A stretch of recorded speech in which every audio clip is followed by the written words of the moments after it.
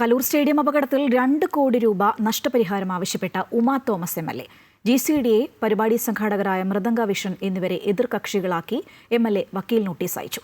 അപകടം നടന്നിട്ട് കഴിഞ്ഞ ദിവസമാണ് 1 വർഷം പൂർത്തിയായത്. കൊച്ചി കലൂർ സ്റ്റേഡിയത്തിലുണ്ടായ അപകടത്തിൽ നഷ്ടപരിഹാരം ആവശ്യപ്പെട്ട് ഉമാ തോമസ് MLA GCDA സംഘാടകരായ മൃദംഗ വിഷൻ എന്നിവർക്ക് വക്കീൽ നോട്ടീസ് അയച്ചു. 2 കോടി രൂപയാണ് നഷ്ടപരിഹാരമായി ആവശ്യപ്പെട്ടിരിക്കുന്നത്. ഗിന്നസ് റെക്കോർഡിടാൻ ലക്ഷ്യമിട്ട് നടത്തിയ നൃത്ത പരിപാടിയുടെ വിശദാംശങ്ങൾ ശേഖരിച്ച ശേഷമാണ് നോട്ടീസ്. അപകടം നടന്ന് 1 വർഷം കഴിഞ്ഞിട്ടും ആവശ്യമായ നടപടികൾ സ്വീകരിക്കാത്ത പശ്ചാത്തലത്തിലാണ് ഉമാ തോമസ് MLAയുടെ നീക്കം. 1 വർഷം കഴിഞ്ഞിട്ടും ഒരു മറുപടിയും ഇല്ല. ആരാണ് ഉത്തരവാദി എന്നറിയുന്നില്ല. അന്ന് സസ്പെൻഡ് ചെയ്തവരെ തൊട്ടു പുറകെ തന്നെ തിരിച്ചെടുത്തു.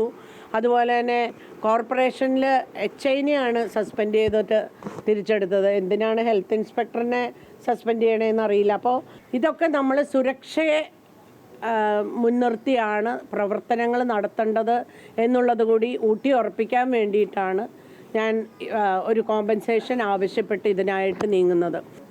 സമൻസ് അയക്കാനായിട്ട് ഈ മൃദംഗ വിഷൻ അയച്ചപ്പോൾ അവരത് കൈപ്പറ്റിയിട്ടില്ല എന്നാണ് പറഞ്ഞത്. അപ്പോൾ ഒരു അഡ്രസ്സ് പോലും ഇല്ലാത്തവർക്കാണ് ഈ സ്ഥലം കൊടുത്തതെന്നുള്ളത് എനിക്കറിയില്ല.